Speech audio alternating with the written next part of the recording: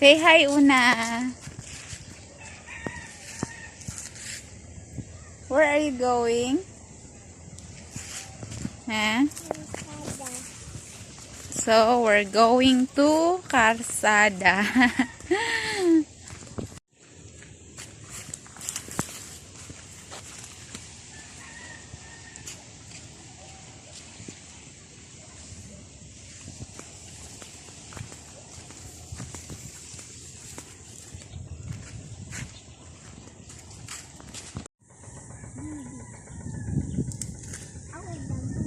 Meron ding fish pond dito, mga ka-farmers, malapit sa amin.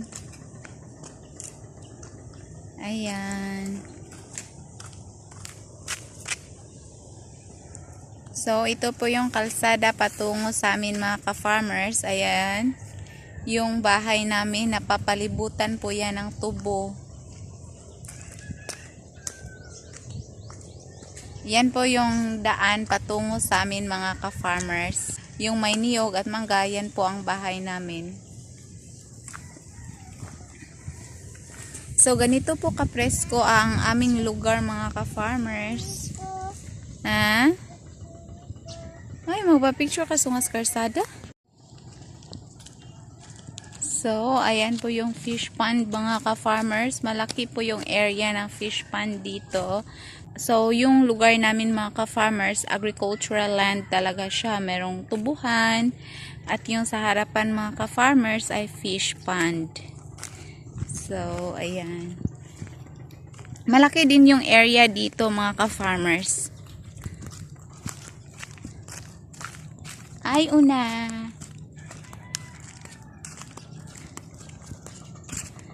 So, nag-walking po kami, mga ka-farmers. Nakaka-bored din kasi na palagi tayong nasa bahay.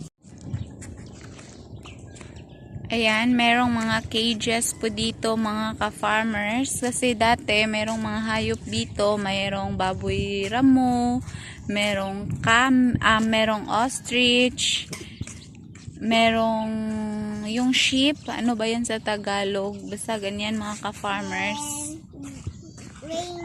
What is the Tagalog of sheep? May lain ng reindeer. Ikaw, Jude. Kang Santa Claus ng reindeer. Lain ng sheep. So, dito, mga ka-farmers dati. It's not reindeer. Kwanto siya kanang deer. Usa. So, meron ding usa dito lasta. Meron din sana ditong usa pero namatay po, mga ka-farmers. Babae at lalaki po yun. Merong ostrich din dito. Ayan. So dito, ayan, fish pond din yan. Then yung may maraming puno ay river.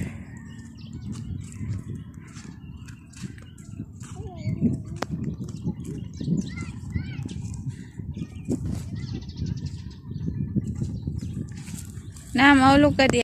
Yung sa likuran natin, mga ka-farmers, mga dumi po yan ng manok pang fertilizer sa fish pond. So, thank you for watching, mga ka-farmers. Happy farming!